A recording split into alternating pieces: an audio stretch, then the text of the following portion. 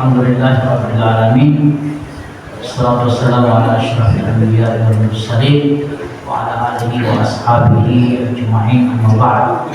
Asyhadu an la ilaha illallah wa la syarika lah, asyhadu anna Muhammadan abduhu wa rasuluhu la nabiyya ba'da. Hadirin Bapak-bapak dan saudara-saudaraku yang saya cintai,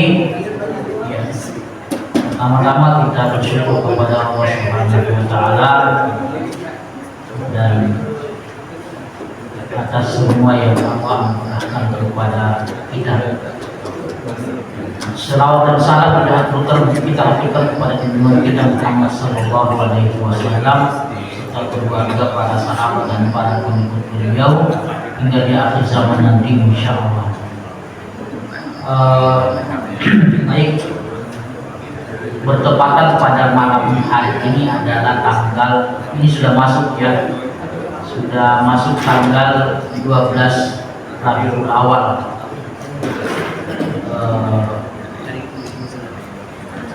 Sebagai hari kelahiran Rasulullah Sallallahu Alaihi Wasallam, dan tepat besok hari Senin.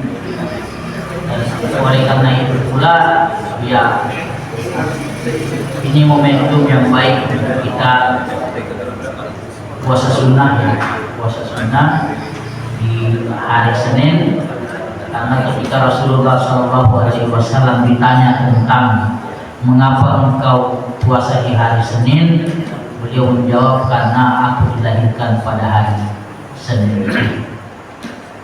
Ketika ditanya mengapa engkau puasa di hari Kamis, Nabi menjawab bahwa karena amal ibadah pekanan kita, laporan pekanan naik ke atas. Laporan pekanan kita naik ke atas itu di hari Kamis, malam Jumat.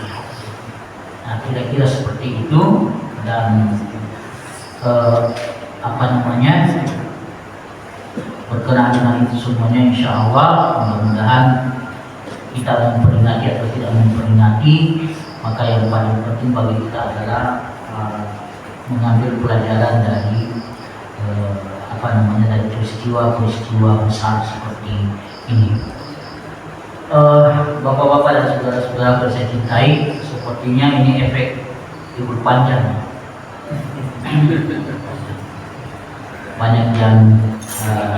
Banyak yang kemuncak, karena tadi saya dapat tadi pagi dapat gambar dari teman, dari foto dari teman, puncak itu bukan lagi padat merayap, tidak bergerak. Baik, bapak-bapak dan saudara sekalian, pada pertemuan kita yang lalu atau di bulan yang lalu, kita sudah menyelesaikan tentang membahas tentang perwalian, wali, dan sebahagian besar kita semuanya adalah para wali atau calon wali dari anak-anak perempuan kita.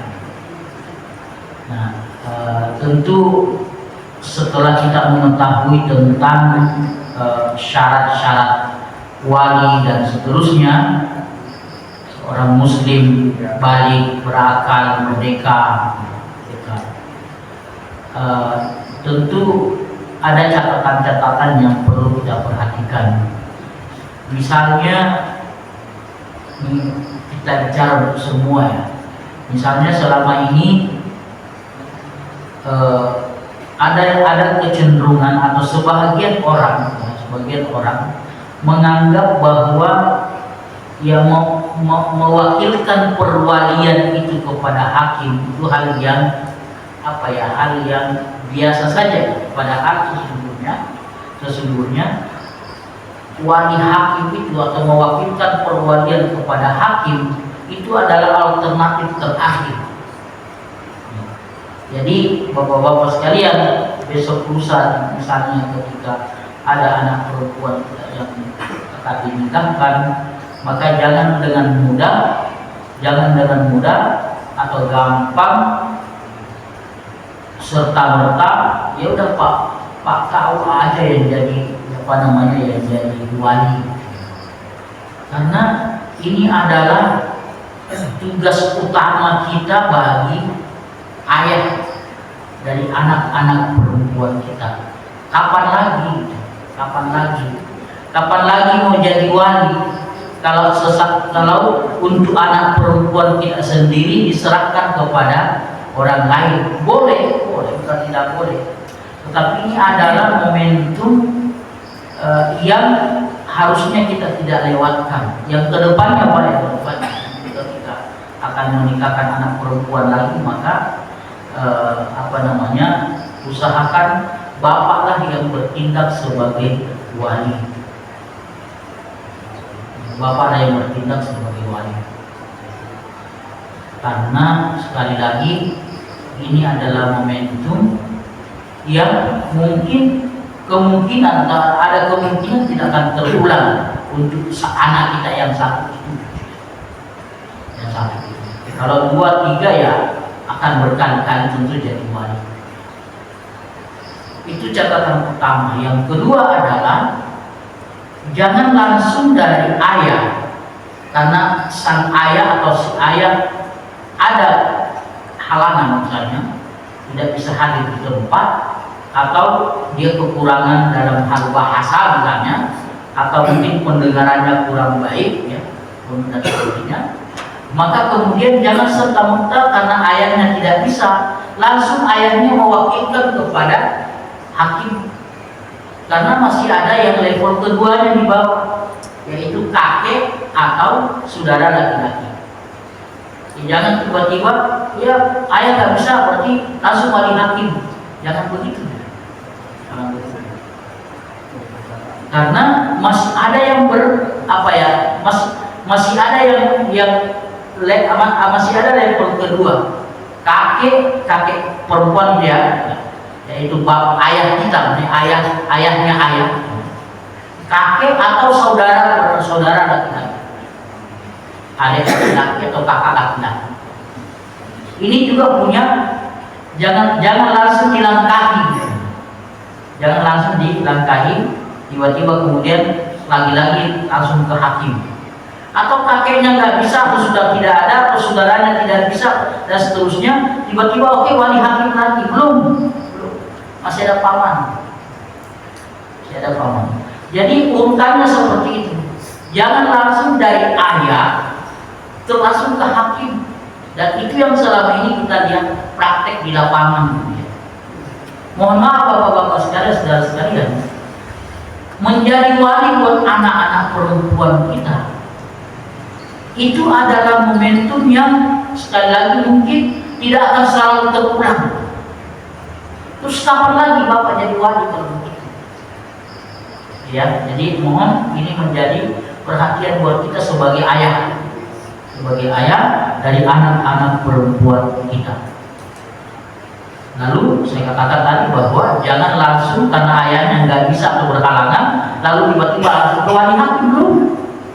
Masih ada level 2. Level 2 nggak ada level 3, paman. Paman nggak bisa berhalangan atau tidak bisa, ada kendala dan sebagainya, baru ke wali hakim. Nah, kira-kira ini penting jadi catatan buat kita semuanya. Karena terang selama ini yang kita lihat di lapangan atau yang terjadi di masyarakat kita adalah ketika ayahnya berhalangan atau ada suatu kendala dan seterusnya, maka tiba-tiba langsung ke wali hakim. Dan mohon maaf, Pak KUA juga jangan serta-merta dong. Saya lihat KUA-nya menggampangkan juga gitu. Dia sudah bawa teksnya gitu.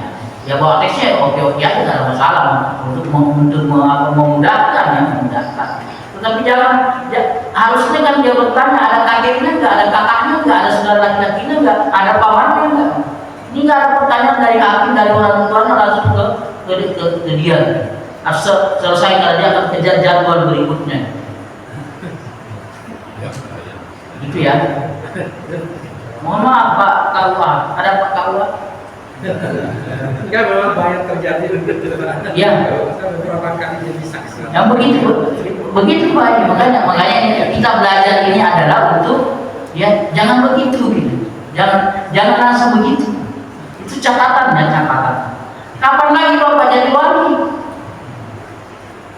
Ya mungkin sih, besok anak saya masuk sekolah saya jadi wali apa namanya, wali murid gitu. Wali murid mah semua orang bisa, semua orang bisa. Wali nikah yang, jadi jangan lewatkan kesempatan itu. Selagi bapak bisa, selagi bapak masih apa namanya masih sanggup melakukannya dan hadir ada ketika itu, maka bapak lain harus jadi wali dengan segala keterbatasan. Dengan segala keterbatasan. Yang penting memenuhi syarat yang ada. Dia paham bahasa yang dipakai, ijab kabul itu kan. Ya, itu catatan-catatan ketika apa namanya sebagai wali, supaya jangan tiba-tiba langsung diwakilkan.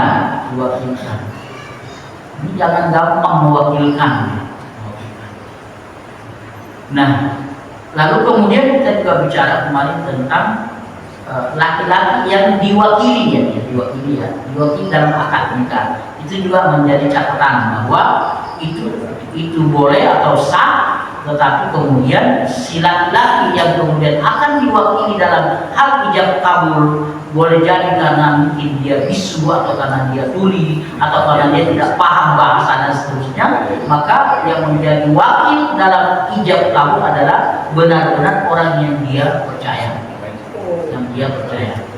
sebab yang jadi wakil kan dia tidak mengatakan saya atas nama fulan bin fulan mewakili dalam tidak begitu langsung. Ayatnya mengatakan saya nikahkan Anda dengan anak saya. Bahasanya tidak berubah, cepat tidak berubah.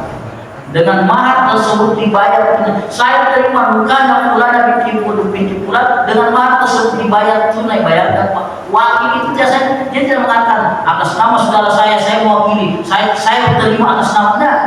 Saya terima nikahnya fulan binti fulan dengan mahar tersebut dibayar tunai. Saya terima. Begitu ya, wakil. Padahal dia wakil, tapi bahasanya tidak boleh di luar atas nama, niatnya dia betul. Tapi dalam bahasa itu dia tidak mengatasnamakan dalam ijab kabul itu. Itu yang lain. Lalu kemudian saya nggak tahu, karena saya terus tidak banyak berinteraksi dengan orang-orang KUA ya, tapi ada banyak hal yang menurut saya yang harus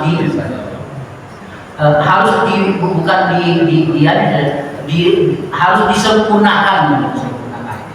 Misalnya saya tanya bagi mereka para calon pengantin atau orang yang baru nikah dan seterusnya, tentang apakah ketika ada bimbingan ya Pak, ada bimbingan kan sebelum pernikahan ada bimbingan. Nah dalam bimbingan itu hampir tidak disentuh tentang yang pernah kita atau yang akan kita bahas nanti lebih lanjut. Sudah pernah ada bertanya tentang talak itu, tentang talak. Jadi itu kayaknya luput dari bimbingan di KUA. Memang juga waktunya sempit dan ya mereka kan hanya sekedar istilahnya ya tugas karena tugas kantor kan, tugas kantor. Apalagi kalau sudah di luar jam kantor ya tidak ada urusan lagi. Kalau mau konsultasi ya bayar. Nah kira-kira seperti itu. Ada yang kurang menurut saya karena para calon suami atau ya para lelaki ini ketika ada di bimbingan, terutama mereka yang mungkin pengetahuannya tentang itu sangat minim, harusnya itu disampaikan. Jangan hanya di sigat taklik itu nggak cukup Pak, sigat taklik itu. Waktu saya meninggalkan istri saya sekian mereka tidak tahu tentang yang kita pernah bahas tentang salah satu jidduhun najidun wa hasduhun najidun kan. Al-nikah wa talaq al-nikah wa talaq. Ada 3 perkara kata Nabi yang seriusnya serius dan bercandanya jadi serius, main-mainnya jadi serius, bohong-bohongnya jadi serius. Gimana istrinya Mas? Oh kalau saya udah cerai, istrinya antem di rumah gitu. Jatuh talak 1 pulang ke rumah ya lu nggak ada masalah. Tapi kalau dia ketiga kalinya dia bilang begitu, masalah jadinya. Kalau baru talak satu, talak dua, nggak apa-apa, nggak masalah. Nggak masalah. Tapi kalau 3 kali dia mengatakan begitu, itu jadi masalah. Karena dia nanti ini ketiga kalinya dia mengatakan bahasa yang sama, misalnya, oh saya sudah cerai istri saya, maka pulang ke rumah, ini talak 3 ya, talak 3. Talak 3 itu detik di mana dia mengatakan itu selesai urusan. Kita balik ke rumah lagi, hidup lagi seperti biasa, nggak bisa lagi. Mohon maaf. Ya begini-begini yang harus kita sampaikan kepada ya generasi kita, anak-anak kita dan seterusnya. Sayangnya yang kita yang bertahan atau masih mau belajar begini, yang kita yang sudah umur sekian gitu.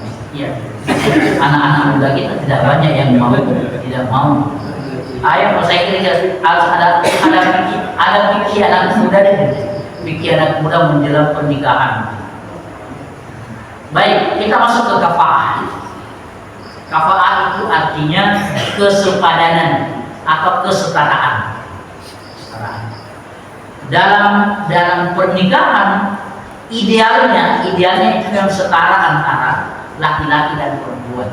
Ada kesetaraan. Ada 6 poin yang bukan harus, tapi sebaiknya ada kesetaraan. Ada yang bisa dinegosiasi, didiskusikan, tapi memang ada yang yang mutlak, yang tidak boleh dinegosiasi. Misalnya agama, harus seiman kan, harus seiman. Kalau tidak seiman, mohon maaf, nggak bisa negosiasi. Negosiasinya adalah ya, apakah Anda masuk Islam atau pernikahan tidak dibatalkan. Itu namanya kafaah. Jadi ada kesepadanan. Bahkan misalnya sebagian ulama, misalnya Imam Syafi'i dan beberapa yang lain mengatakan bahwa kesepadanan itu adalah wajib. Maka jangan heran kalau saya tidak mau masuk ke masalah nasab ba'alawi yang lagi sekarang kayaknya lagi puncak-puncaknya ya di media sosial, lagi puncak-puncaknya. Kenapa bertengkar di media sosial? Ya, tentang kalau Muslim mengatakan Quraisy dengan Quraisy. Jadi kalau orang-orang Arab yang ada di Indonesia, orang Hadramaut atau ya keturunan Ba'alawi misalnya yang ada di Indonesia ini, memang demikian, mereka tidak mau menikahkan anak-anak perempuan mereka dengan non-Arab, karena nanti Arabnya akan hilang. Ba'alawinya itu akan hilang, atau as-segapnya, kalau as-segap atau apa dan seterusnya gitu. Syihabnya akan hilang, akan hilang. Kalau dia menikah, kalau perempuan Arab itu menikah dengan non-Arab, maka kemudian memang dalam pandangan Islam Arab dengan Arab. Nah, yang boleh terjadi adalah kalau laki-laki Arab menikah dengan non-Arab. Laki-laki Arab yang menikah dengan non-Arab itu tetap Arabnya tetap, walaupun istrinya bukan Arab, tapi dia tetap masih membawa klannya. Dia masih membawa. Nah, itu yang terjadi. Itu tentang namanya kesepadanan atau kesetaraan. Apa hukumnya? Ulama beda pendapat memang. Tapi misalnya Ibnu Hazm berpendapat bahwa kafaah itu tidak diperhitungkan. Nah, ini yang paling tapi yang dia maksud kafaah tidak diperhitungkan adalah tadi yang Arab dengan Arab itu, ya, Quraisy dengan Quraisy. Ibnu Hazm mengatakan tidak harus begitu. Tapi kalau Imam Syafi'i mengatakan iya, Quraisy harus dengan Quraisy pula. Karena kan kalau di Arab Quraisy yang paling tinggi kan, suku Arab yang paling, bangsawan Arab yang paling tinggi adalah. Nah, kalau kita di Indonesia, sekarang kan kita agak cair ya, Indonesia agak cair. Misalnya Raden tidak harus dengan Raden. Kalau di Sunda apa kalau Raden? Apa kalau sudah ya? Gelar kebangsawanan. Itu bagus, tidak dengan itu bagus. Ya. Kalau di kampungnya Pak Haji Andi tidak harus dengan Andi lagi. Dulu iya Pak jam tahun 70-an ke bawah itu tidak ada Andi yang menikah dengan non Andi. Kalau ada, dia akan dibully di masyarakat. Apalagi kalau yang Andinya perempuan, dia dinikahi oleh laki-laki yang bukan Andi misalnya itu. Hilang Andinya sudah. Nah, oleh karena itu, tapi sekarang sudah mulai mencair. Hampir sudah ya, kalaupun ada ketemu Andi dan seterusnya ya masih bertahan, tapi sebahagian yang lain sudah menikah dengan yang lain. Terutama kalau dia menikah dengan orang non kampungnya gitu ya. Orang Jawa dapat orang luar Sulawesi misalnya, nah itu sudah nggak dihitung lagi Andi dengan. Misalnya kalau di Sulawesi tadi ya, harga Andi lebih, tahu kan film uang panai itu kan, bukan mahar, itu uang apa ya namanya, Uang belanja. sebenarnya itu ada uang belanja sebenarnya, uang belanja. Di kita namanya uang belanja, tapi kan di sini uang belanja tidak ada negosiasi yang ketat kan, di sana ketat kan negosiasinya, beda angka, bakal pernikahan berbeda angka. Dia minta 200 juta, saya cuma mampu 150 juta, pulang. Dan bawanya cash, jangan nunggu transfer. Cash harus ada di situ di depan, ketika kita lagi rapat keluarga, di situ uang harus diletakkan di depan dan diperlihatkan. Jangan sampai cuma angka gitu ya. Jangan sampai uang 100.000 di dalamnya uang 2.000 gitu ya. Kiri kanannya uang 100.000 misalnya, tapi periksa ketat. Baik, kita kembali ke tadi. Jadi hukumnya adalah ulama beda pendapat. Kalau Ibnu Hazm tadi mengatakan itu tidak diperhitungkan tentang misalnya harus Arab dengan Arab, harus Karain harus Raden dengan Raden dan seterusnya. Tetapi memang ada yang wajib, misalnya tadi agama itu wajib, seiman itu wajib. Lalu apa sesungguhnya tolok ukur yang paling utama? Kan ini semua kan relatif ya, tentang tadi itu relatif, bisa dinegosiasi. Tetapi yang paling penting adalah tolok ukurnya kita sebagai ayah semuanya. Dari anak-anak perempuan kita, tolok ukur yang paling utama adalah hadis Rasulullah SAW. Idza ja'akum man tardawna dinahu wa khuluquhu fazawwijuhu wa illa takun fitnatun fil ardi wa fasadun kabir. Itu tolok ukurnya. Bahwa wahai para ayah yang punya anak gadis, anak perempuan, kalau anakmu dilamar, putrimu dilamar oleh laki-laki yang engkau suka agama dan akhlaknya, itu jadi tolok ukurnya, agama dan akhlak. Maka pertanyaan pertama kita ketika misalnya ada yang akan melamar, tanya dia tentang sholat 5 waktunya, tanya dia tentang hal-hal yang kira-kira seperti itu, atau cari tahu kepada pihak yang ya tahun lalu atau 2 tahun yang lalu, kalau bapak-bapak kenal Pak Haji Heru, dia kan blok A Elok ya, Pak Haji Heru. Kalau masuk Elok kan pas rumah beliau seperti itu. Ketika anak gadisnya, anak pertamanya mau dilamar oleh calonnya waktu itu, pertanyaan pertamanya apa? Tes pertamanya apa? Suruh ngaji. Ternyata si laki-laki memang belum lancar mengaji. Apa kata Pak Haji? Pulang dulu. Kalau kamu sudah lancar baca Quran, baru datang lagi. Beberapa bulan kemudian, sekira-kira 3 atau 4 bulan kemudian baru si laki-laki datang, dan sekarang mereka sudah dilupa. Ya. Jadi ada yang betul. Nah, kita kembali ke tolok ukur tadi. Tolok ukurnya adalah agama dan akhlak. Ya. Agama dan akhlak adalah tolok ukur yang paling utama. Kalau itu jangan diabaikan. Yang lainnya pekerjaan, penghasilan, harta benda dan seterusnya, itu adalah bisa kita negosiasi, bisa kita bicarakan, Tapi akhlak dan agama ini kita nggak bisa menerabas ini. Kita tidak bisa mengabaikannya. Sebab kalau kita terabas, pokoknya yang penting anak saya menikah, mau laki-lakinya kayak misalnya begitu, ya hancur. Nah kira-kira begitu Pak. Jadi mohon maaf, kalau utamanya adalah agama dan akhlaknya. Makanya kemudian kalau kita buka di surah Al-Hujurat itu kan, ya ayyuhan nas inna khalaqnakum min dzakarin wa unsa wa ja'alnakum syu'uban wa qabaila lita'arafu inna akramakum indallahi atqakum. Jadi ketakwaannya yang paling utama. Jangan sampai anak perempuan kita yang sudah soleh itu bertemu dengan laki-laki yang tidak soleh. Dan itu sering terjadi.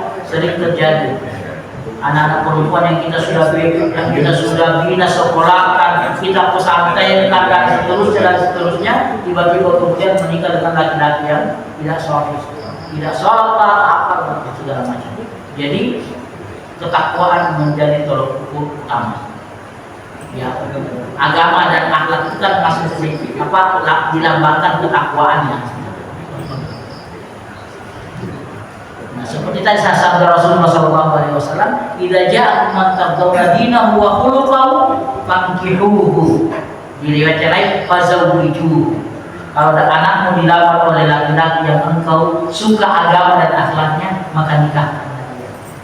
Itu tolong.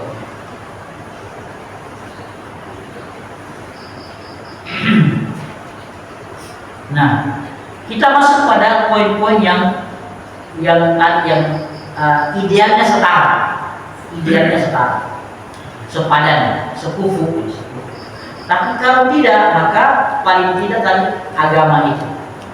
Yang pertama adalah nasab. Nasabnya ya kita tahu kita adalah keturunan misalnya ayam. Maka kalau kita mengaku orang baik-baik, maka tentu kita juga harus menerima keturunan baik-baik. Kalau orang Jawa yang bibit bobot bebek itu ya Pak ya. Orang Jawa berlaku di semua ya, berlaku di semua. Jadi itu keturunan Pak. Nasab itu penting. Harus tahu keturunannya kayak gimana.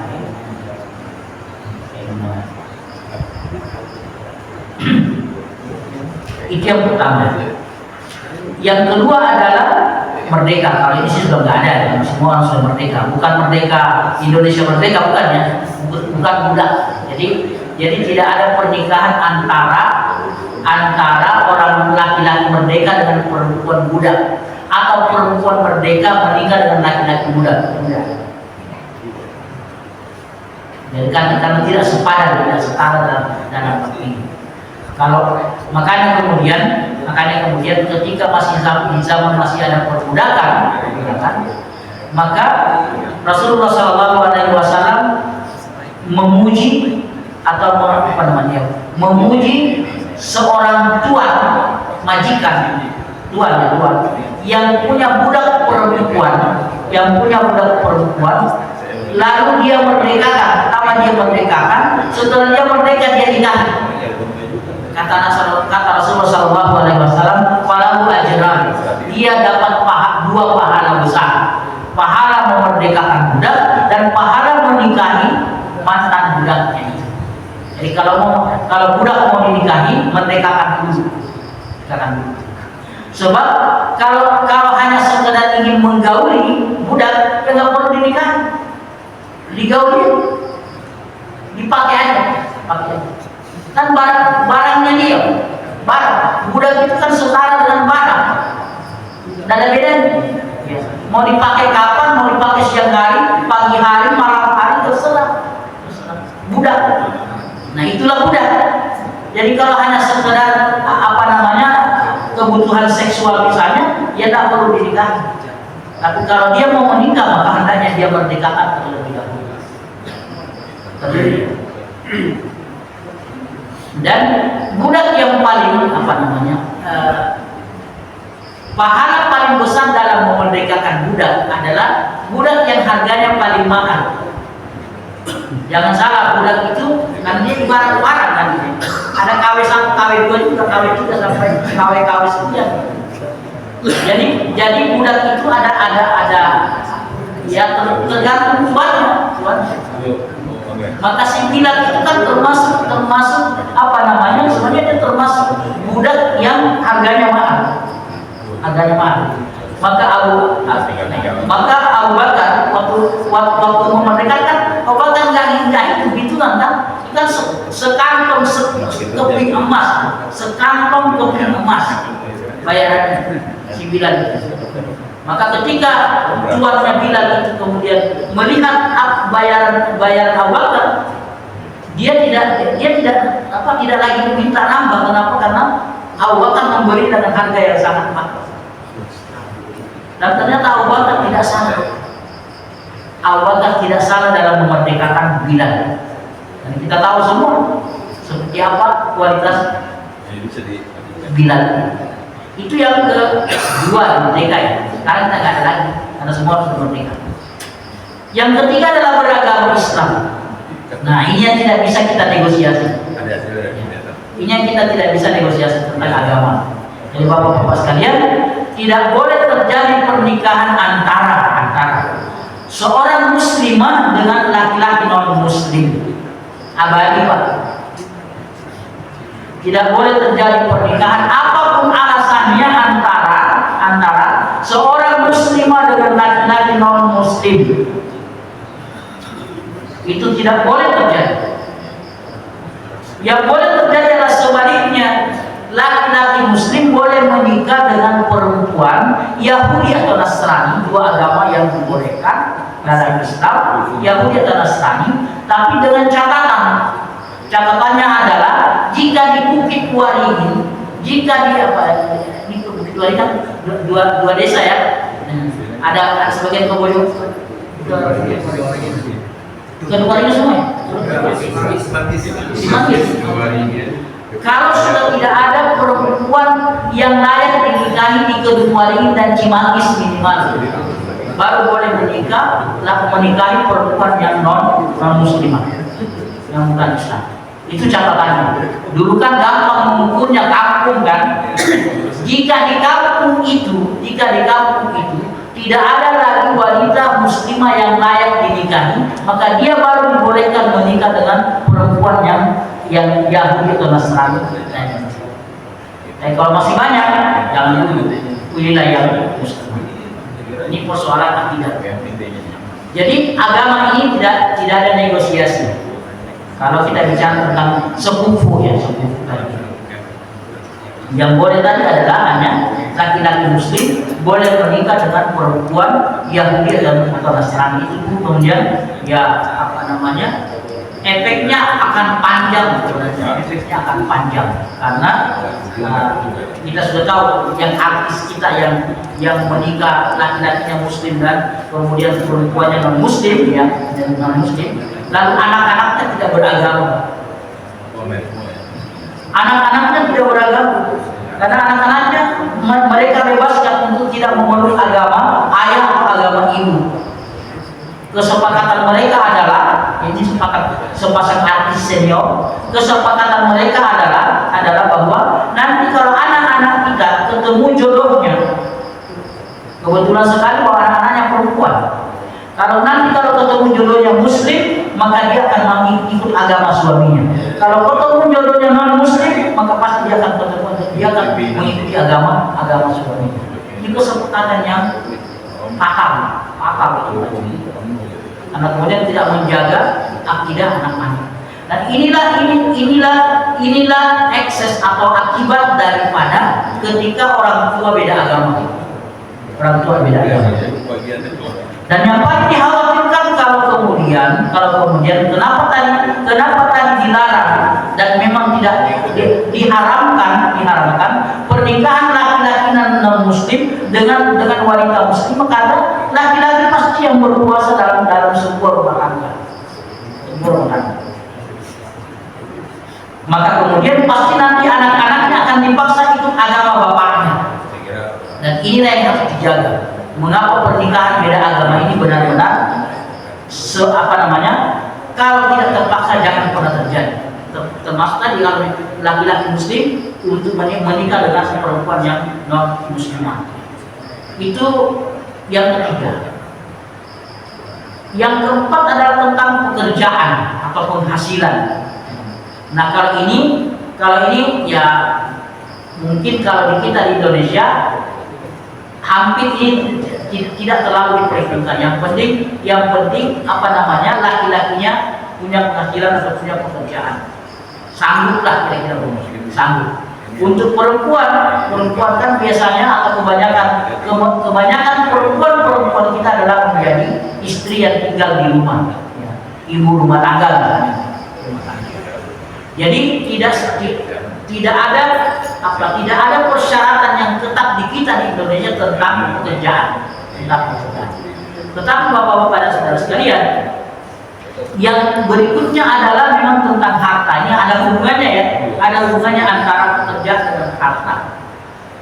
Harta ini ya sebaiknya sih memang orang kaya nikah dengan orang kaya, anak pejabat nikah dengan anak pejabat dan seterusnya. Idealnya begitu. Supaya apa?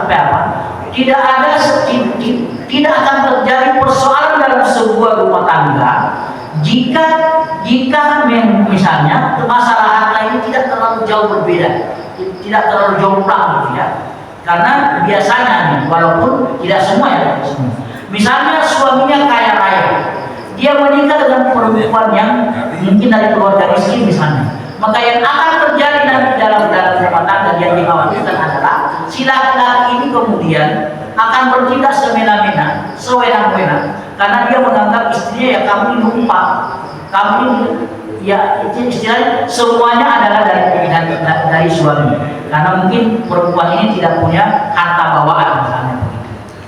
Atau mungkin sebaliknya perempuannya kaya raya, laki-lakinya miskin, ini juga jadi masalah. Karena bisa jadi nanti suatu ketika ya namanya hidup dalam rumah tangga, bisa jadi kemudian si perempuan itu kemudian menekan suaminya karena dia bilang ini harta saya semuanya, kamu ini numpang makan di sini kan? Ya kayak di sinetron itu lah ya, yang kita.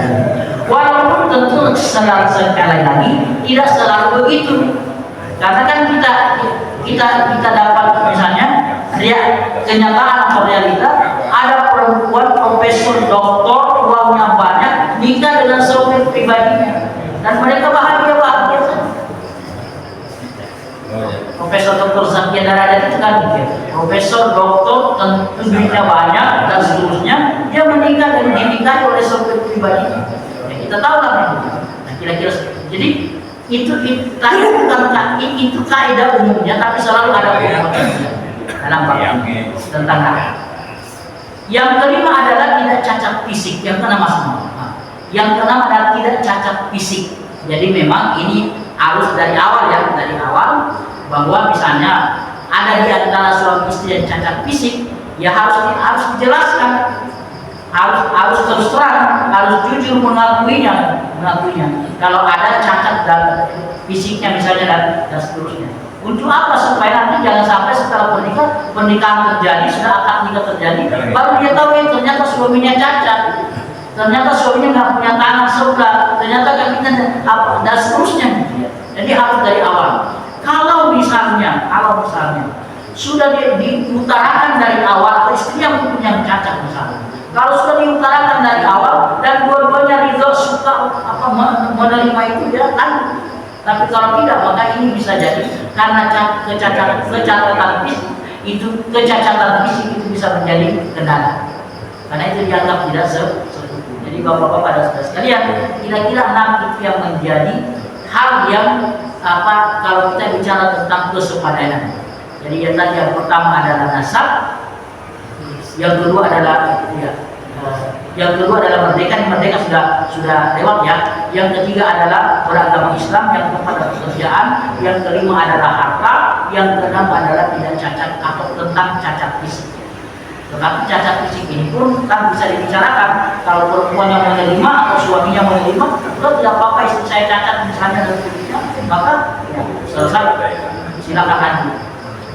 Nah, saya kira itu yang paling penting tentang masalah kafa'ah. Nah, siapakah yang perlu dipertimbangkan? Kafa'ah dalam pernikahan berlaku bagi suami, tidak bagi istri. Sebenarnya tadi semua ini adalah memang suami yang paling ini adalah suami. Dan tentu ketika seorang laki-laki hendak melamar seorang perempuan, dan pasti dia sudah mengenal dari awal, kan? Dan memang perempuan tidak dituntut berharta, perempuan tidak dituntut bekerja dan seterusnya. Tapi kalau hal-hal yang tadi agama, tentang cacat fisik, itu hal yang memang harus dibicarakan dari awal. Nah, lalu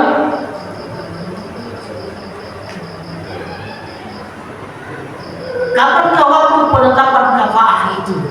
Kapankah waktunya untuk membicarakan? Dia boleh di saat pelamaran, boleh di saat ta'aruf. Di saat apa kita silaturahim ya, silaturahim dulu, kan ada begitu kan, ada silaturahim dulu antar dua keluarga. Mungkin biasanya laki-laki dulu yang berkunjung, baru kemudian beribadah sama kunjungan perempuan. Ini masih ta'aruf ya, supaya tahu semuanya, minimal yang inti saling mengetahui, saling mengenal, baru biasanya ditindaklanjuti dengan melamar. Biasanya lamaran itu tinggal formalitas sebenarnya, karena sikap di ta'aruf itu sudah hampir dibicarakan juga semuanya. Biasanya begitu. Nah, saya kira bapak-bapak dan saudara sekalian yang kita bahas pada malam hari ini, yaitu pertama kali saya ulangi tentang perwalian.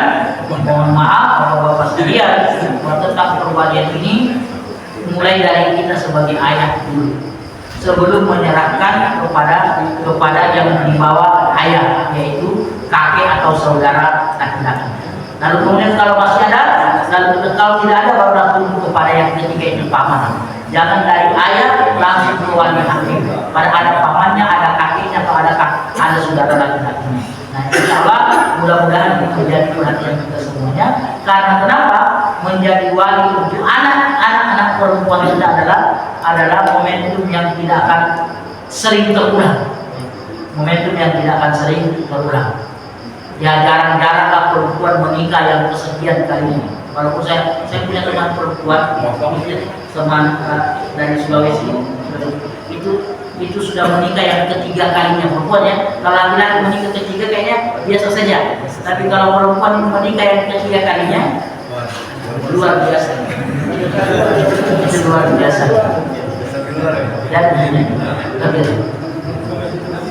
Dan baik, kita tutup subhanallah wa bihamdihi, la ilaha illa anta, astaghfiruka wa atubu ilaik. Assalamualaikum warahmatullahi wabarakatuh.